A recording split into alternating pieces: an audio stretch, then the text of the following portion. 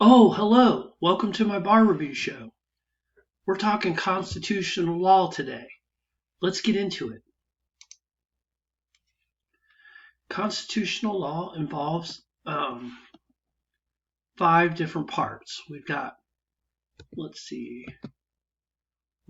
three branches. We've got state or federal. You can see the list of all the things that go under that. We've got due process. We've got what I call people, and you can see all the list of things that includes. And finally, we have freedoms. So you got the three branches, state or federal, due process, people, and freedoms. Right, the three branches includes, you remember this from junior high school, judicial power, congressional power, and presidential power. Let's start with judicial power. We've got source and scope, Supreme Court's jurisdiction, and judicial review and operation, or in action.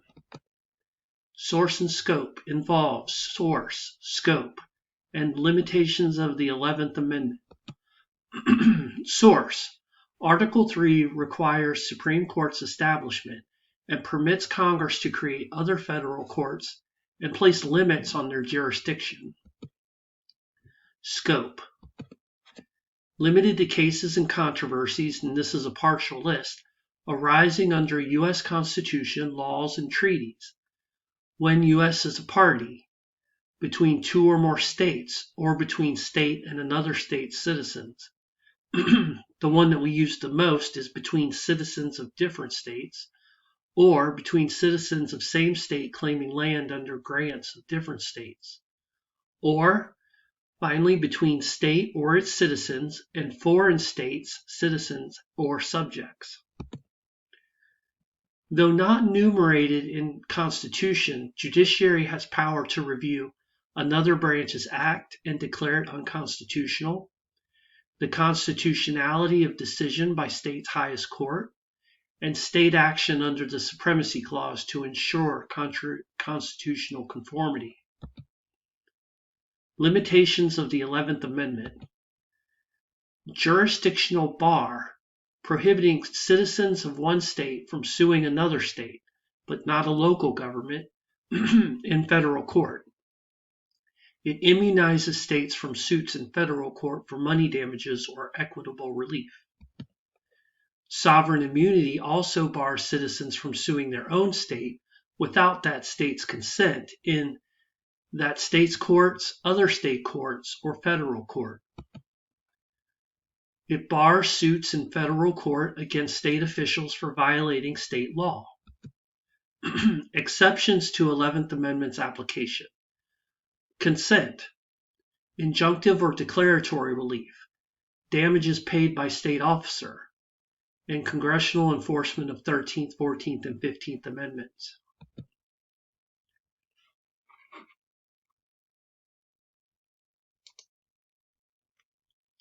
Supreme Court's jurisdiction. We've got original jurisdiction and appellate jurisdiction. Original. All cases affecting ambassadors, other public ministers and consuls, and those in which states shall be a party. Congress cannot expand or limit this jurisdiction. Appellate. By certiorari, discretionary, and direct appeal, mandatory. Final state court judgment resting on adequate and independent state grounds is not reviewable by Supreme Court. Judicial review and operation, or I like to say judicial review and action. We've got standing, timeliness, justiciability, and abstention. Standing. We have the general rule, taxpayer status, third-party standing, organizational standing, and Section 1983 claims. The general rule, plaintiff must establish injury in fact, causation, redressability, and prudential standing. Injury in fact. concrete and particularized. Injury need not be physical or economic. Future injury must be actual and imminent. Causation. Injury caused by defendant's violation of Constitution or other federal right. Redressability. Relief requested must be likely to prevent or redress injury. Prudential standing. Plaintiff is proper party to invoke disputes judicial resolution. Taxpayer status. Generally, there's no standing to challenge government's funds allocation, but taxpayer has standing to litigate how much is owed on her tax bill and challenge government expenditures as violating the Establishment Clause. Third-party standing. Generally, no standing to bring lawsuit based on third-party claims, but exceptions include when third party is unable to assert his own rights, if a special relationship exists between plaintiff and third party, or plaintiff's injury adversely affects plaintiff's relationship with third party. Organizational standing. Organization can sue on its own behalf or on its members' behalf if its members would have standing to sue in their own right and interests at stake are germane to organization's purpose. Section 1983 claims. Section 1983 does not provide any substantive rights. Section 1983 does provide a method to enforce substantive constitutionally granted rights and other federal laws. Proper defendants. Individual government employees at any government level in their individual capacities. Includes municipalities and local governments. Color of state law. Plaintiff must show alleged deprivation was committed by a person acting under the color of state law, which is functionally identical to a state action. Timeliness. Ripeness. Plaintiff must have experienced real injury or imminent threat thereof. Action brought too soon is unripe. Mootness. Must be live controversy at each review stage. Action brought too late is mute. Case is not mute if controversy is capable of repetition but is evading review. This means the case will not last long enough to work through the judicial system. Case is not moot if defendant voluntarily ceases its illegal or wrongful action on litigation's commencement. Case is not moot if collateral legal consequences can be imposed based on challenged conviction. Case is not moot if named plaintiff's claim in class action suit is resolved. That fact does not render entire class action moot. Justiciability. Advisory opinions. No advisory opinions. Actual case or controversy must exist. Declaratory judgments. They're not prohibited, but a challenged action must pose real and immediate danger to parties' interest. Political questions are not subject to judicial review when the Constitution has assigned decision-making on the subject to a different government branch, or matter is inherently not one judiciary can decide. Abstention. Federal court may abstain from deciding claim when strong state interests are at stake. Congressional power. We have commerce, taxing and spending, war and defense powers, property power, power over aliens and citizenship, necessary and proper clause, and power to enforce 13th, 14th, and 15th Amendments. Commerce. We have interstate commerce, substantial economic effect, and non-economic activity. Interstate commerce. Power to regulate the channels and instrumentalities of interstate commerce, as well as any activity that substantially affects interstate commerce. construed broadly, but does not give Congress power to mandate an individual not engaged in commercial activities engage in commerce. Substantial economic effect. Power to regulate any activity that has substantial economic effect on interstate commerce. Aggregation.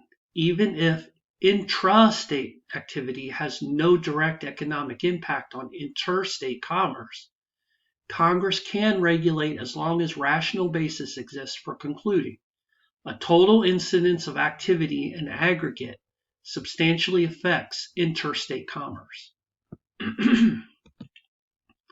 Non-economic activity.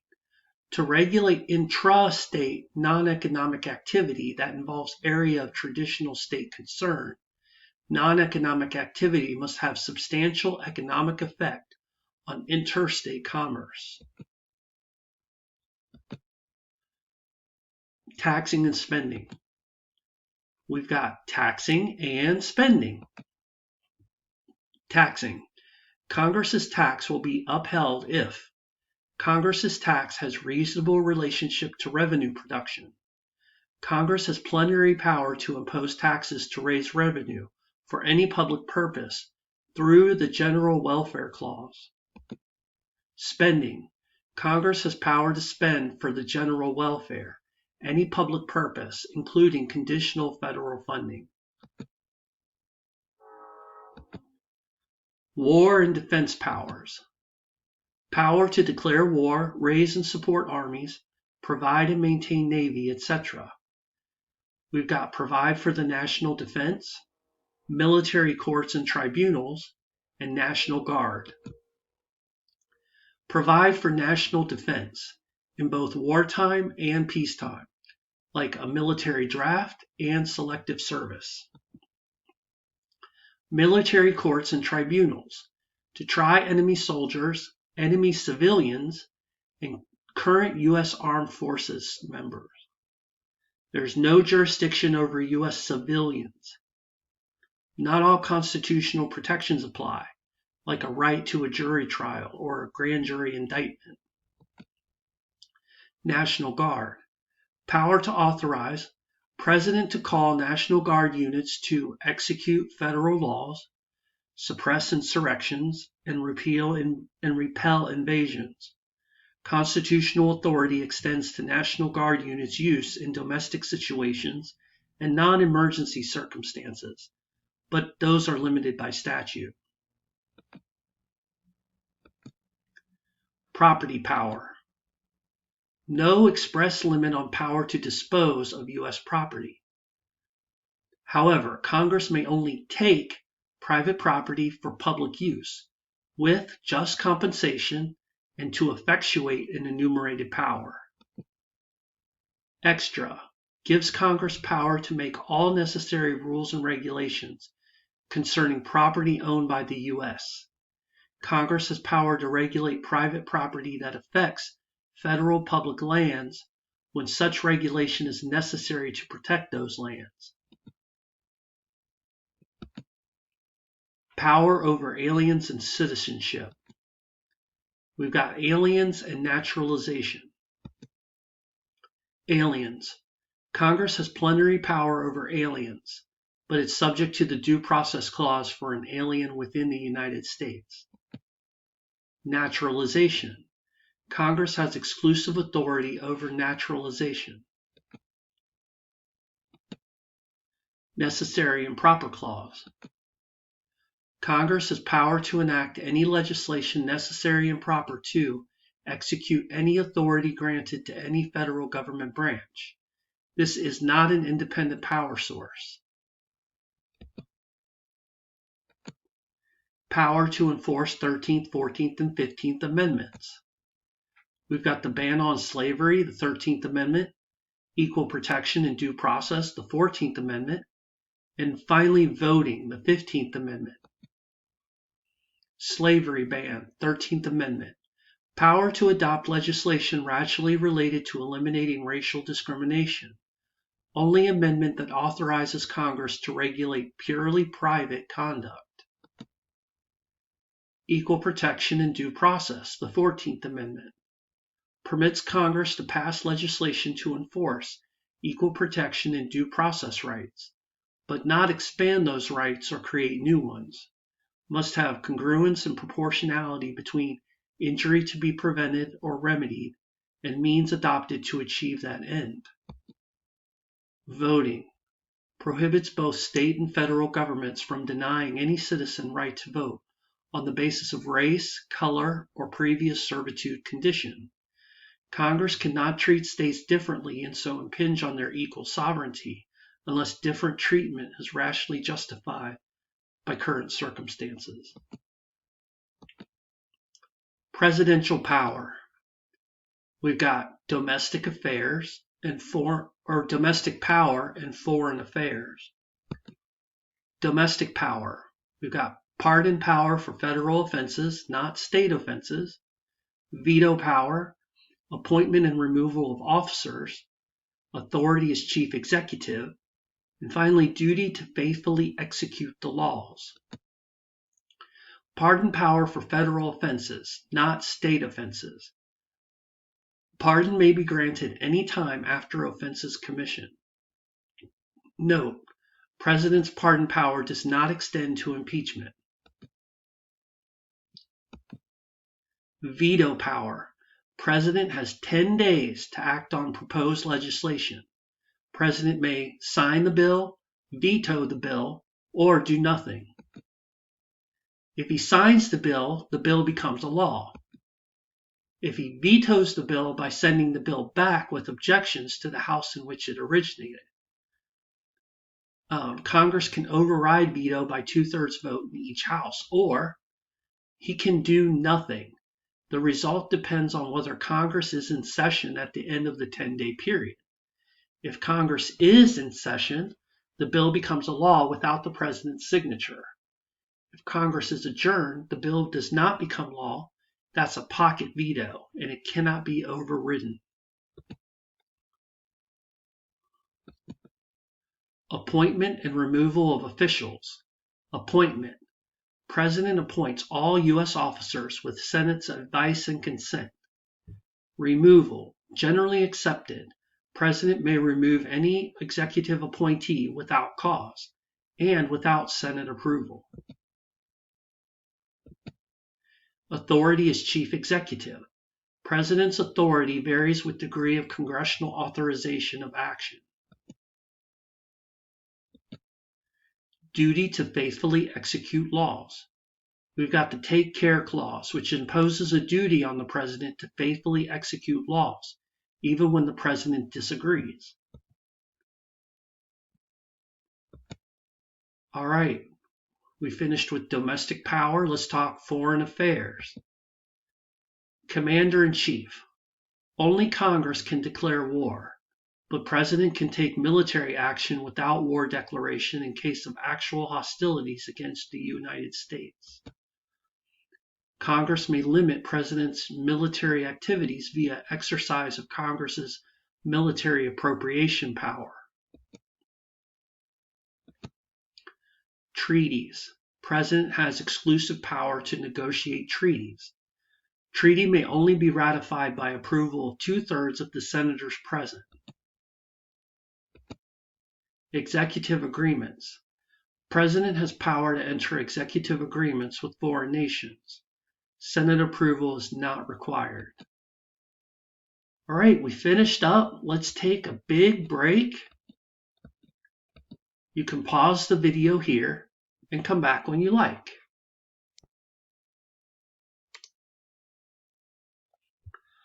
All right, we're back. Let's talk state or federal. We've got federal interbranch relations, federal and state powers, intergovernmental immunities, state regulation and taxation of commerce, federal preemption of state law, relations among the states, and state action. So this first one, federal interbranch relations, that's only the federal government. No states are involved in that. Then we have federal and state powers, intergovernmental immunities, state regulation and tax of commerce, and federal preemption of state law. That is going to be a mixture of both federal and state law. Finally, we have relations among the states and state action. That is just going to be states alone. Federal interbranch relations. Congressional limits on the executive. Legislative powers delegation. Judicial limitation of congressional power. And finally, privileges and immunities. Congressional limits on the executive. Impeachment. House of Representatives may impeach, bring charges by majority vote. Senate tries impeached official. 2/3 vote is needed to convict. Appropriation. If Congress explicitly mandates funds expenditure, President can't impound those funds, refuse to spend them. Legislative veto. It is unconstitutional for Congress to attempt a legislative veto of an executive action. Legislative powers delegation. Delegation of some of Congress's authority to executive branch is constitutional if Congress specifies intelligible principle to guide delegate. Non-delegable powers include impeachment power and power to declare war. Judicial limitation of congressional power. Congress cannot reinstate right to bring legal action after action's final judgment. Privileges and immunities. Judicial. Judge has absolute immunity from civil liability for damages resulting from judicial acts. There's no immunity regarding non-judicial activities, such as hiring and firing court employees. Legislative. No civil or criminal liability for statements and conduct made in the regular course of the legislative process by Congress members. Executive. Executive privilege. Privilege with respect to executive branch's confidential info disclosure to judiciary or to Congress. Executive immunity. President may not be sued for civil damages with regard to any acts performed as part of President's official responsibilities. No immunity from civil action based on conduct alleged to have occurred before the President took office, or completely unrelated to carrying out his job. Executive immunity. President may be subject to such suit even while in office.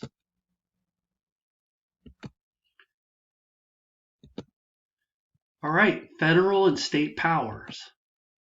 We have exclusive federal powers, exclusive state powers, and concurrent federal and state powers. Exclusive federal powers includes powers to coin money, enter treaties, declare war, and power over citizenship. Exclusive state powers. Broad interpretation of Commerce Clause and spending power.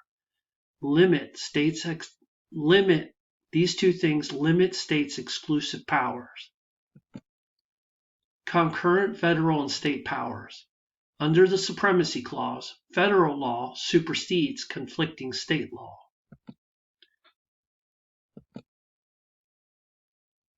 Intergovernmental immunities. We've got federal immunity and state immunity. Federal immunity. States have no power to regulate federal government unless Congress permits it or it's not inconsistent with federal policy.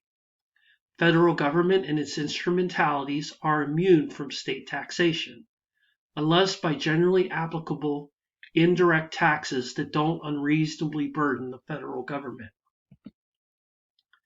State immunity. Federal regulation. Federal government has virtually unlimited power to regulate the states. As long as Congress is exercising one of its enumerated powers, Congress generally may regulate states. Congress cannot commandeer state legislatures by commanding states to enact specific legislation or prohibiting state from enacting new laws. Conditional funding limits. Condition must be for the general welfare, be unambiguous, related to federal interest in particular national projects or programs, not induce state to act unconstitutionally, and not exceed point at which pressure turns into compulsion. Federal taxation. Federal government may tax state, but states have partial immunity from direct federal. Federal government may tax state, but states have partial immunity from direct federal taxation that would unduly interfere with performance of states as sovereign functions of government. State regulation and tax of commerce. We've got the Dormant Commerce Clause and the state taxation of commerce.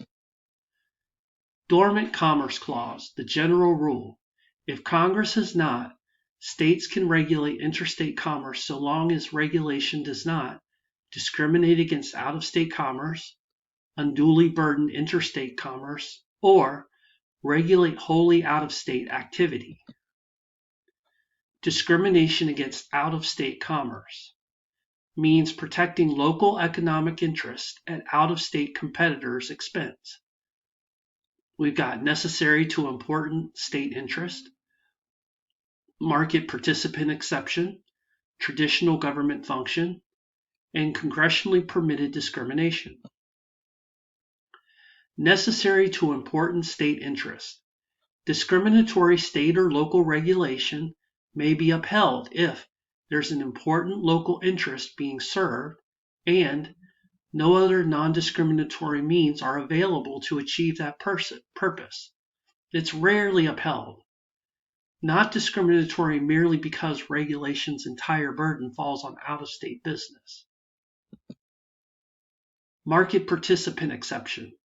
State can favor local commerce or discriminate against non-resident commerce like private business if state is acting as buyer or seller, not a market regulator. This exception does not apply to challenges pursuant to Article 4 Privileges and Immunities Clause. Traditional government function. State and local regulations can favor state and local government entities, but not private entities if entities are performing a traditional government function, for instance, waste disposal. Congressionally permitted discrimination must be unmistakably clear. Congress intended to permit otherwise impermissible state regulation. Undue burden on interstate commerce. Non-discriminatory state regulation may still be struck down if the regulation imposes an undue burden on interstate commerce. Balancing test.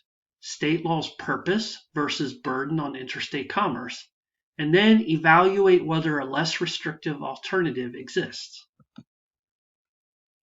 All right, we finished the Dormant Commerce Clause. Let's talk state taxation of commerce. Interstate commerce. The general rule. State may tax interstate commerce only if Congress has not already acted in a particular area, and tax does not discriminate against or unduly burden interstate commerce. Four-part test, substantial nexus, between activity being taxed and taxing state. Fair apportionment, such that interstate commerce does not pay total taxes greater than local commerce. Non-discrimination, no direct commercial advantage to local businesses over interstate competitors, even if neutral on its face, and fair relationship. Tax must be fairly related to services provided by taxing state. Foreign commerce. States must have congressional consent to impose import or export taxes, except what is absolutely necessary for executing its inspection laws. Federal preemption of state law. We've got express preemption, implied preemption, and state courts' obligation to enforce federal law. Express preemption is when Constitution makes federal power exclusive or Congress has enacted legislation explicitly prohibiting state regulation in the same area. We got narrow construction. Express federal preemption must be narrowly construed. Savings clause may explicitly preserve or allow state laws regulating in the same area. Implied preemption. When applicable. Implied preemption occurs when any of these exist. Congress intended federal law to occupy the field. State law directly conflicts with federal law, impossible to comply with both. Or state law indirectly conflicts with federal law, creates an obstacle to the law's purpose. Absence of preemption. If federal law does not preempt state law, the state is free to enact legislation regarding the same issue. Federal law sets floor below which state law generally cannot go, but it does not set a ceiling beyond which state law can't go. State courts' obligation to enforce federal law.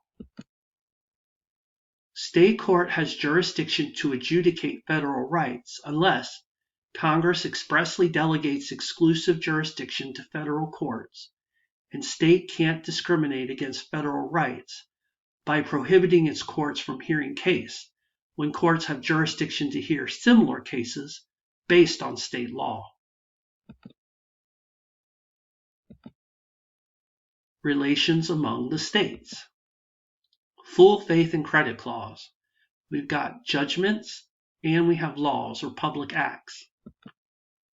Judgments. Out-of-state judgments must be given in-state effect if court rendering judgment had jurisdiction over parties and subject matter, judgment was on the merits, and judgment was final.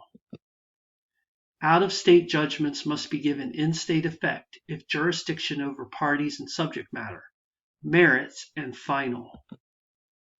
Laws, public acts. Constitution prohibits state courts of general jurisdiction from refusing to hear a case solely because suit is brought under federal law, and state may not discriminate against rights arising under federal laws. State action. It's a prerequisite to triggering constitutional protections. We've got traditional government function, significant state involvement, and insignificant state involvement. Traditional government function. State action occurs when a private person carries on activities traditionally performed exclusively by the state. Significant state involvement. The definition. Sufficient mutual contacts between private parties' conduct and the government, such that government is pervasively entwined with the entity, and constitutional standards should apply to a private actor, or a mutual benefit results, like a joint venture, or state creates private entity by special law for government objectivist furtherance and retains permanent control of the entity. Guidelines. Private parties' mere licensing or regulation is not state action. State must act affirmatively to facilitate, encourage, or authorize activity. Insignificant state involvement. Businesses government substantially regulates or to which government grants monopoly, like nursing homes that accept Medicaid or schools receiving government funds but are operated by a private corp. All right, we made it through state or fed. We can take a big break. You can pause the video here and come back when you like. All right, we're back. Let's talk due process. We've got procedural due process and substantive due process. Procedural due process involves due process generally and procedural due process applied. Due process generally.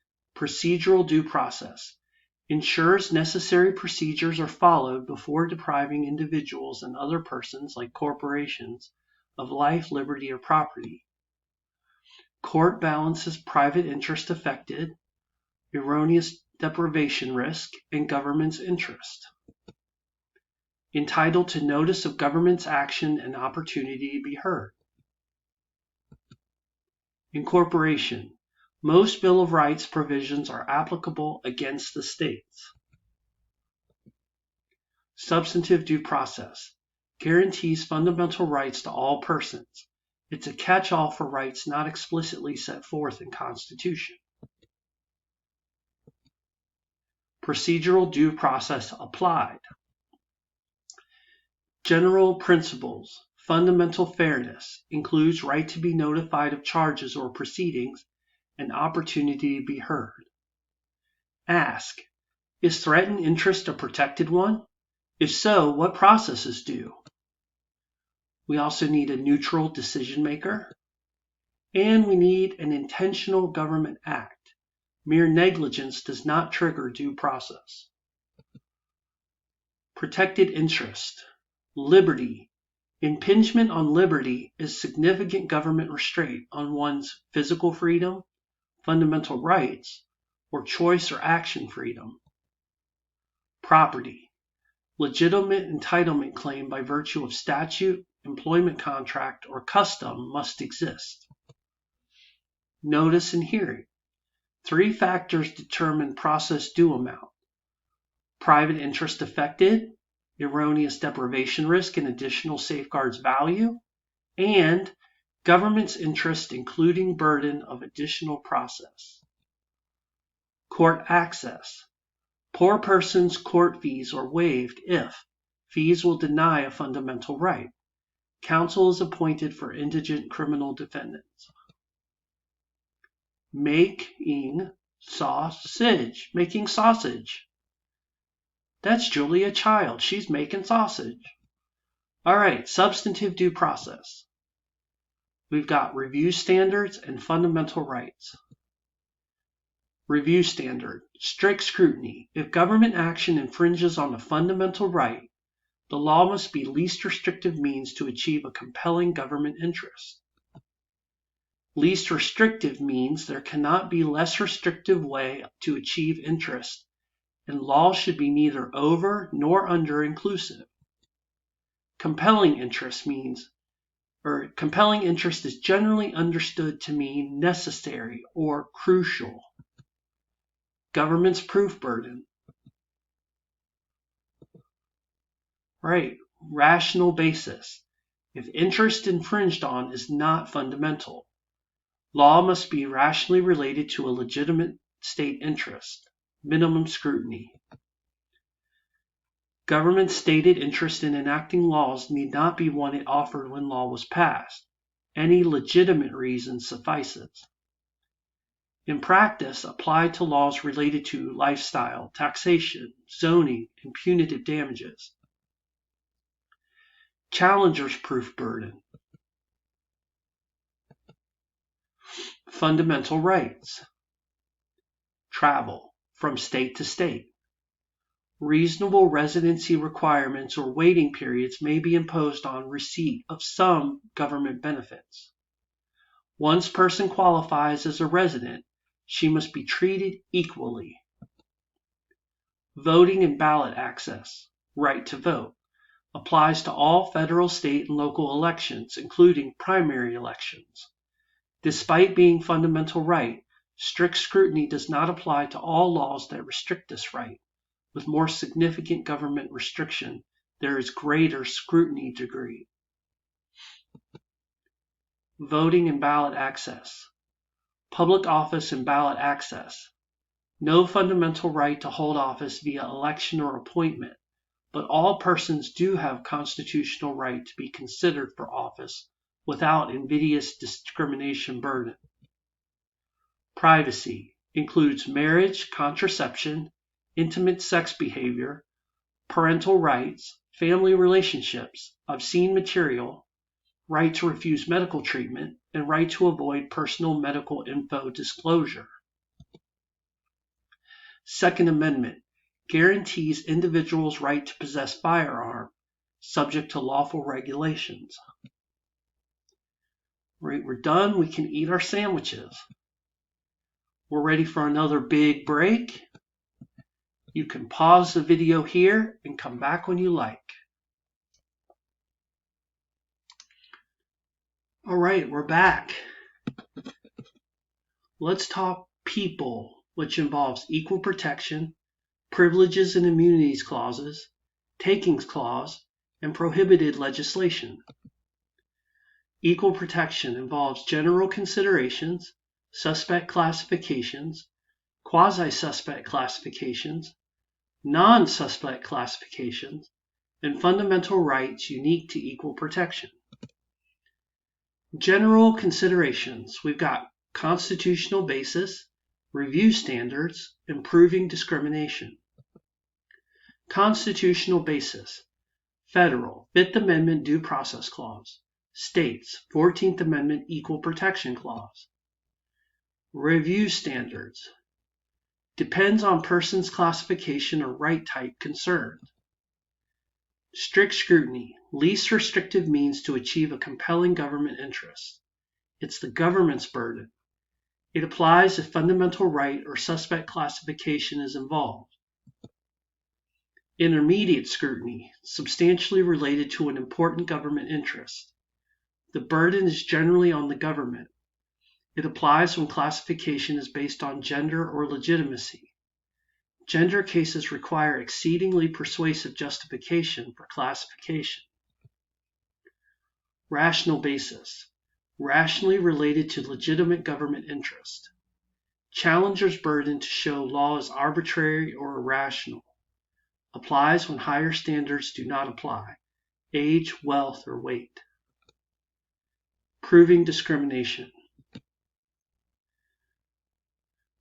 We've got to trigger strict or immediate scrutiny, government's discriminatory intent must exist.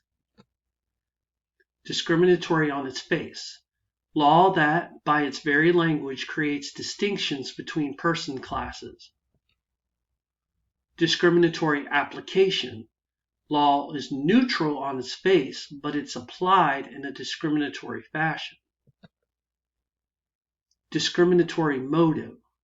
Law is neutral on its face and in application, but it results in a desperate impact.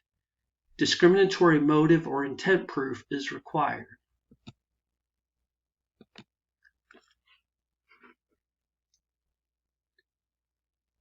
Suspect classifications.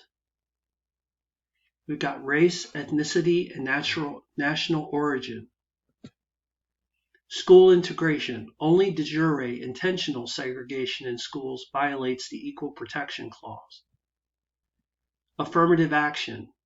Programs that favor racial or ethnic minorities are strict scrutiny subject.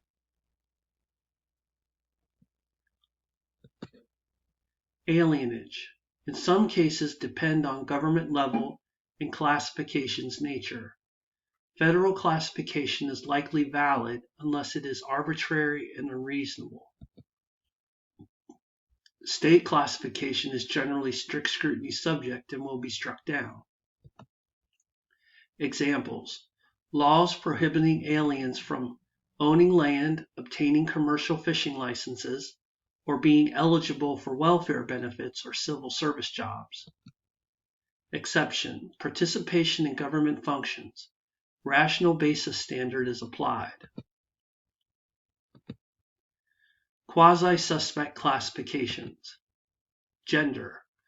Government must intend discrimination to trigger intermediate scrutiny, not just desperate impact.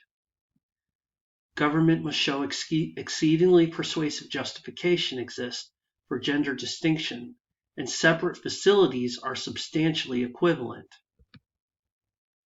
Affirmative action, benign discrimination, is permissible under intermediate scrutiny as a remedy for past gender-based discrimination.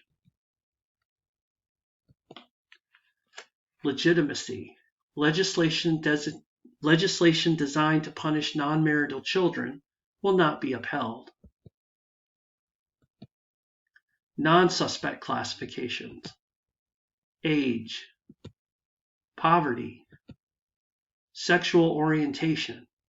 Supreme Court ruled 1964 Civil Rights Act protects employees against discrimination because of their sexual orientation or gender ID, but has not resolved issue of whether discrimination based on sexual orientation is subject to heightened scrutiny. Fundamental rights unique to equal protection. One person, one vote. No overlap with substantive due process.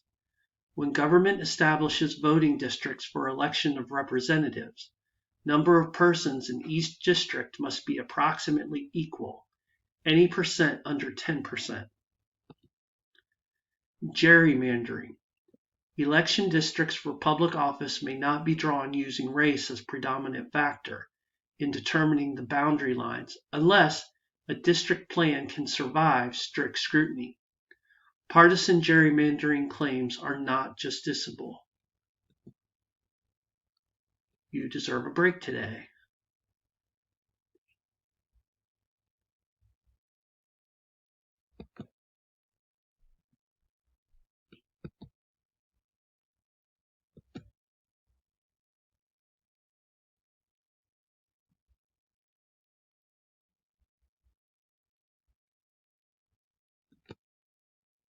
All right, privileges and immunities clauses. We've got the Comity Clause and the 14th Amendment. Comity Clause prohibits state discrimination against non-resident citizens. Applies only to citizens, not corporations or aliens. Rights protected. Prohibits one state from discriminating against another state's citizens with respect to fundamental rights or essential activities, like employment's pursuit, property transfer, state courts' access. Exception. Substantial justification. Discrimination against out-of-state citizens may be valid if state can show substantial reason for difference in treatment and substantial relationship between discrimination and state's objective. No market participant exception. 14th Amendment, national citizenship. Applies only to citizens, not corporations or aliens.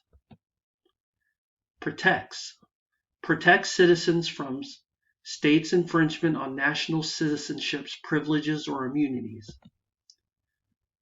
Includes rights to travel interstate, vote for national offices, enter public lands, and peacefully assemble. This provision is seldom successfully invoked. Rights are redundant to rights provided elsewhere in the Constitution. In practice, it applies only to the travel right.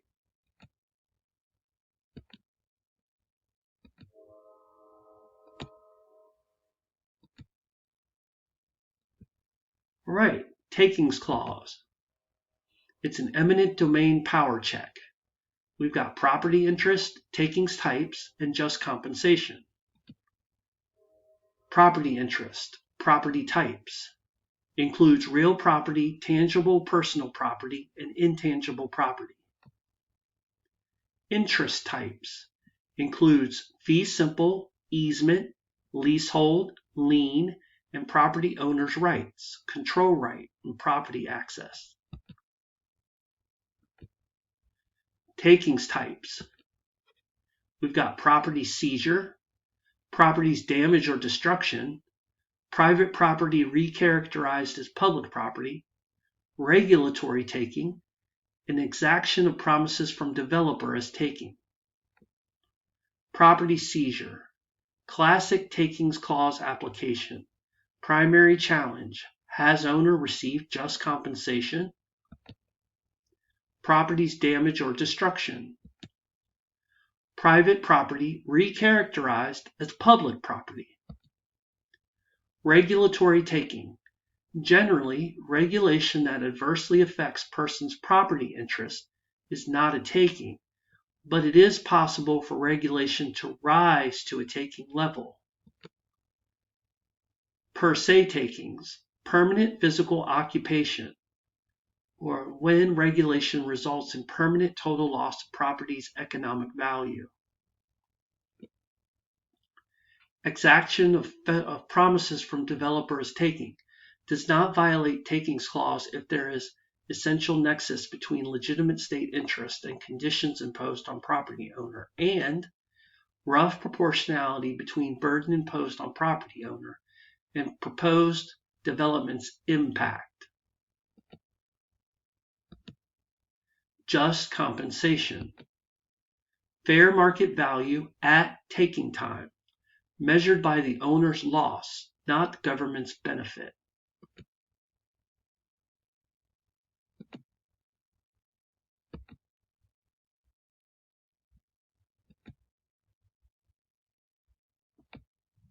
Prohibited legislation.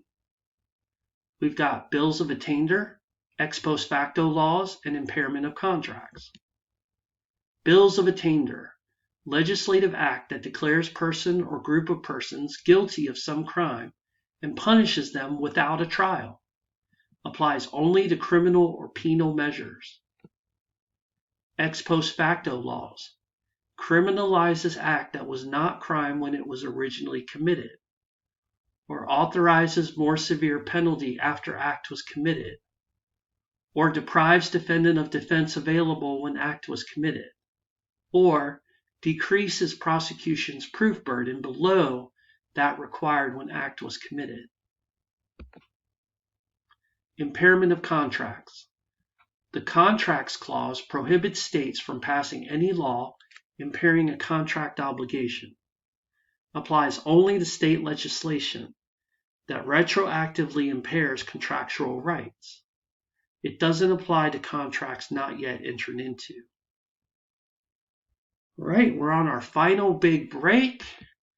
Let's take that break. You can pause the video here and come back when you like.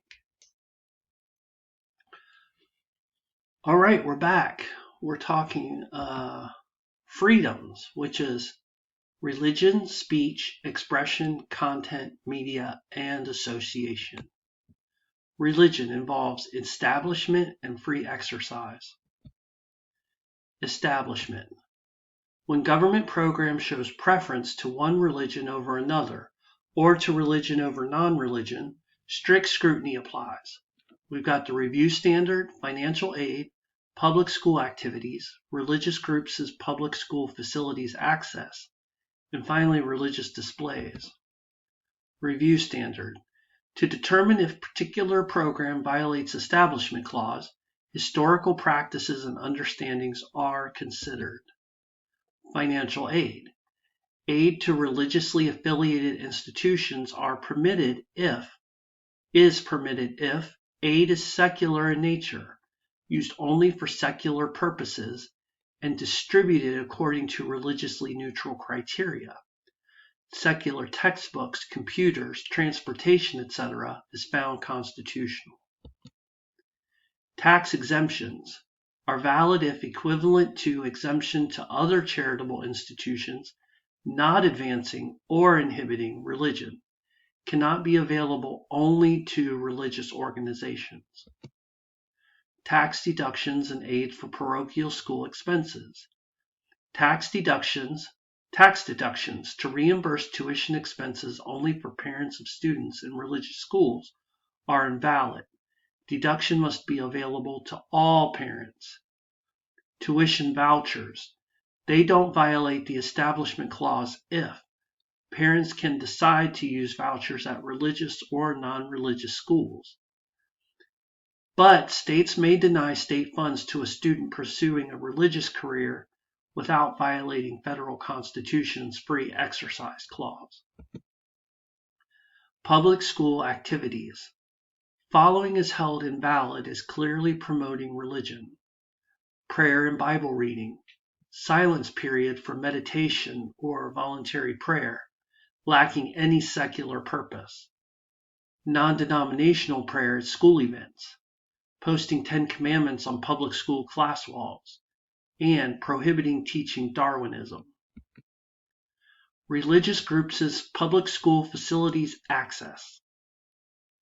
If a public school allows student groups or organizations to use public schools facilities when classes are not in session, then allowing a religious organization to use those facilities does not violate establishment clause. Religious displays. 10 Commandments. Display on public property is not allowed if display has predominantly religious purpose. Government holiday displays. Generally permissible unless reasonable observer would conclude display is religion endorsement.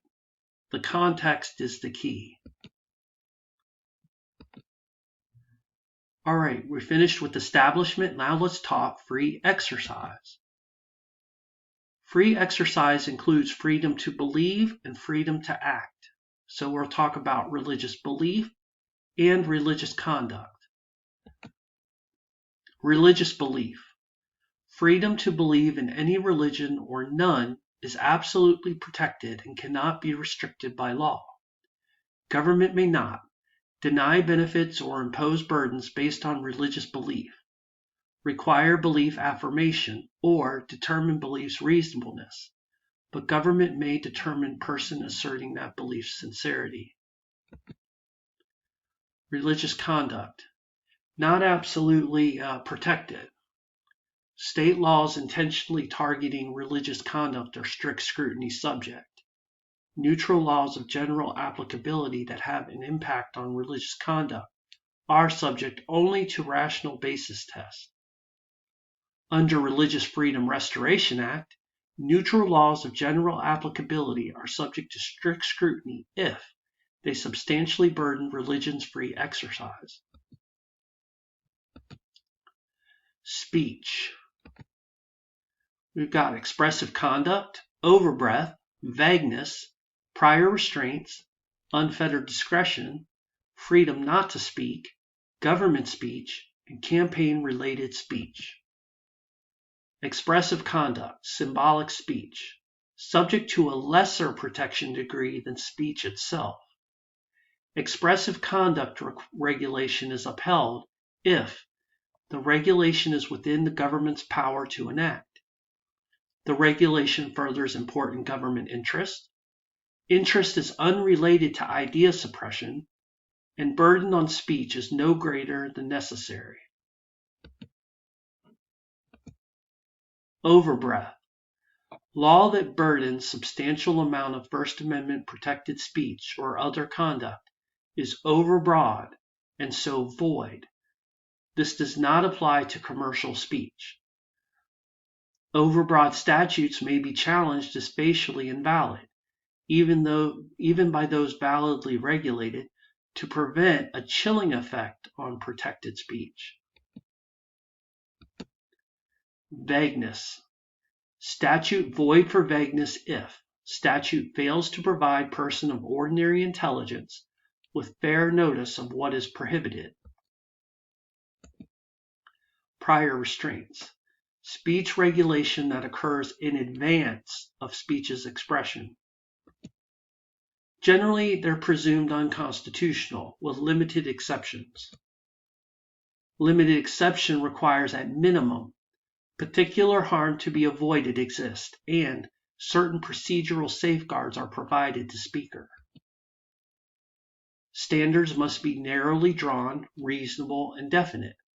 Censoring body must promptly seek injunction, and there must be prompt and final judicial determination of restraint's validity.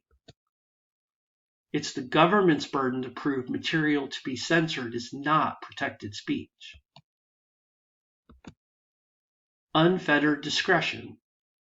Law or regulation that permits government official to restrict speech must provide definite standards as to how to apply law to prevent government officials from having unfettered discretion over law's application. Statute that gives officials unfettered discretion is void on its face. Freedom not to speak. First Amendment protects freedom not to speak, as well as freedom of speech. But state can compel private entity like a shopping mall to permit individuals to exercise their own free speech rights when the private entity is open to the public and the message is not likely to be attributable to that private party. Though one can be compelled to join or financially support a group with respect to one's employment, one cannot be forced to fund political speech by that group. Government speech need not be viewpoint neutral, but is subject to the Establishment Clause. Campaign-related speech, contributions.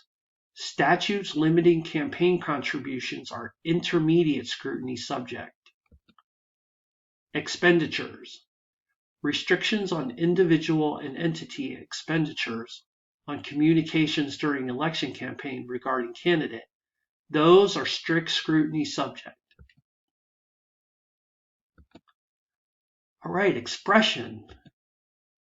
We've got forum categories, public forums, and non-public forums. Forum categories: traditional public forums, designated public forums, and non-public or limited public forums. Public forums. We've got traditional, designated, either forum, and injunction. Traditional, historically associated with expression, like sidewalks, streets, or parks. Designated. They're not historically used for speech-related activities, but which government has opened for such use, like civic auditoriums or publicly owned theaters or school classrooms after hours. Either forum. In either forum, traditional or designated, restrictions generally must be content neutral as to both subject matter and viewpoint. Be narrowly tailored to serve a significant government interest. Promote an interest that would be achieved less effectively absent the regulation, and leave open ample alternative channels for info's communication. Injunction. Test for injunctions in public forums and constitutionality depends on whether injunction is content neutral or content based. Content neutral, whether it burdens no more speech than is necessary to achieve an important government interest. Content-based, it must be necessary for government to achieve a compelling government interest.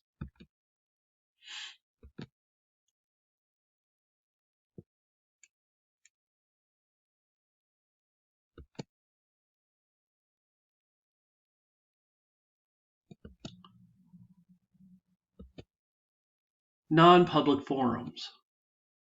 All public property, not traditional or designated public forum. We've got government may and personal property.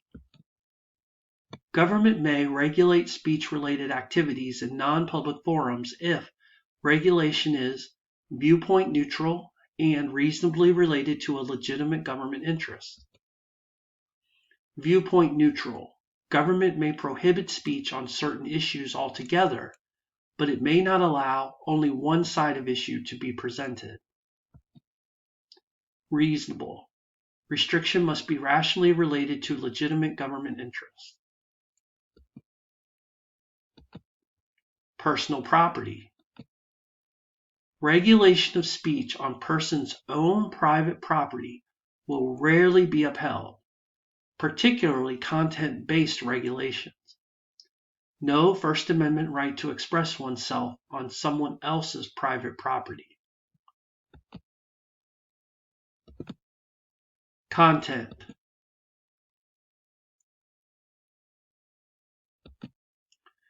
Whether content based on its face or in its application or intent is generally strict scrutiny subject except for obscenity and child pornography, incitement to violence, fighting words, defamation, and commercial speech.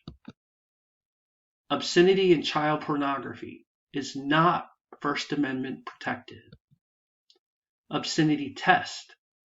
An average person applying contemporary community standards must find material taken as a whole appeals to the prurient interest, community standard, depicts sex conduct in patently offensive way, community standard, and lacks a serious literary, artistic, political, or scientific value, national standard. Incitement to violence. State may forbid speech that advocates use of force or unlawful action if speech is directed to inciting or producing imminent lawless action, and speech is likely to incite or produce such action, makes clear and present danger. Fighting words. Words that by their very nature are likely to incite immediate peace breach. Words that are simply annoying or offensive are not fighting words. Genuine likelihood of imminent violence by hostile audience must exist. Defamation. If plaintiff is public official or public figure, or defamatory statement involves a public concern matter, then, in addition to defamation's prima facie cases elements, plaintiff must also prove statement's fault and falsity. Public figure. Someone known to general public and includes any person who has voluntarily injected themselves into the public eye. Plaintiff must prove defendant acted with actual malice. Public concern. If plaintiff is private figure but defamatory statement involves a public concern matter, then plaintiff need only prove negligence with respect to statement's falsity. Commercial speech. Commercial speech restrictions are subject to a four-part test. 1. Lawful activity and neither false or misleading. 2. Substantial. 3. Advance asserted interest. 4. Narrowly tailored. Commercial speech must concern lawful activity and be neither false nor misleading. Asserted government interest must be substantial. Asserted regulation must directly advance asserted interest, and regulation must be narrowly tailored to serve that interest. Reasonable fit between government's ends and means chose to accomplish those ends. Media. Media has no greater First Amendment rights than the general public. We've got general consideration, broadcast, cable TV, and internet. General consideration. Right to publish about public concern matters, regulation. Right to publish about public concern matters regulation is strict scrutiny subject. Gag orders. Subject to prior restraint analysis, rarely upheld. Attending trials. Right to attend trials may be outweighed if judge finds overriding interest that cannot be accommodated by less restrictive means.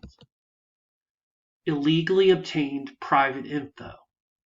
Permitted to publish if third party, unknown to publisher, obtained the info and involves a public concern matter.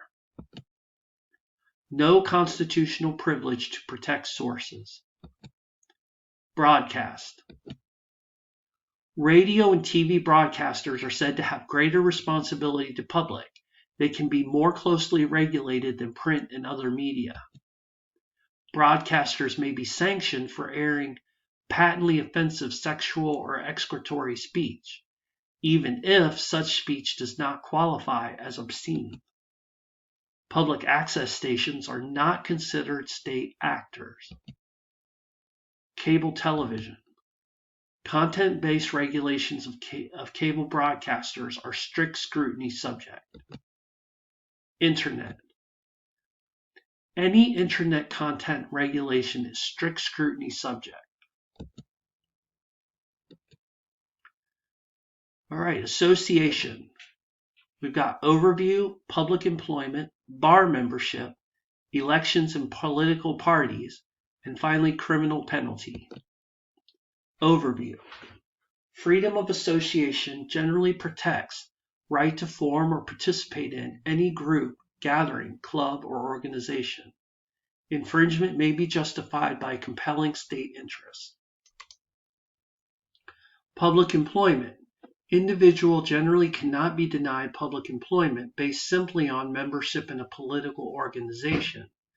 Person may only be punished or deprived of public employment based on political association if that individual is active member of a subversive group, has knowledge of organization's illegal activity, and has specific intent to further those political objectives. Bar membership. Admission cannot be denied on basis of political association unless candidate knowingly belongs to subversive organization with specific intent to further its illegal ends.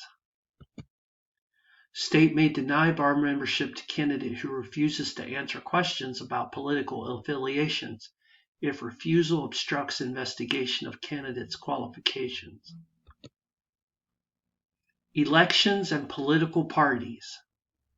Voters in primary elections. State cannot require local political party to select presidential electors in open primary when national party prohibits non-party members from voting. State can require semi-closed primary system even if party wants to permit anyone to vote. State may not prohibit political party from allowing independents to vote in its primary. Ballot access to general election. States may refuse to grant political party's candidate access to general election ballot unless party demonstrates public support through voter signatures on petition, voter registrations, or previous electoral success. Fusion candidate. Candidate nominated by more than one political party. State may prohibit fusion candidate from appearing on general election ballot as candidate of multiple parties. Criminal penalty. Statute that purports to criminally punish mere membership in an association. Statute that purports to criminally punish mere membership in association violates both the First and 14th Amendments. Such membership may only be criminalized if group is actively engaged in unlawful activity or is engaged in advocacy passing clear and present danger tests, and defendant knows of and specifically intends to further group's illegal activity. And we're done! You made it through con law. Congratulations. We'll see you on the next video.